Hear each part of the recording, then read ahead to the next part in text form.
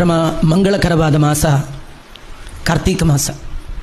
ಸಾಮಾನ್ಯವಾಗಿ ಎಲ್ಲರ ಮನೆಯಲ್ಲಿ ದೀಪವನ್ನು ಹಚ್ಚಿ ಸಂಭ್ರಮಿಸುವ ದೀಪದ ಹಬ್ಬದ ಮಾಸ.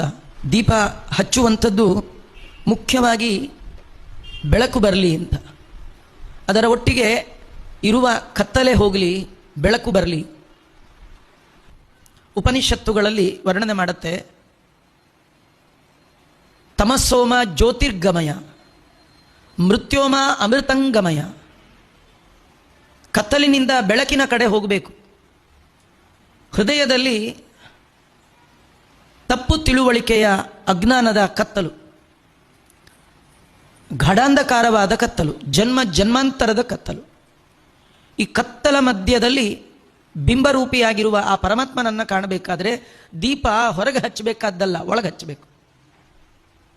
ಹೊರಗೆ ಹಚ್ಚಿ ಸಂಭ್ರಮ ಪಡುವುದಕ್ಕಿಂತಲೂ ಒಳಗೆ ದೀಪವನ್ನು ಹಚ್ಚಿದಾಗ, ದೇವರನ್ನು ಕಂಡಾಗ ಆ ಜೀವನಿಗೆ ಇಷ್ಟು ಆನಂದ ಆಗುತ್ತೆ. ಆ ಆನಂದ ವರ್ಣನಾತೀತ.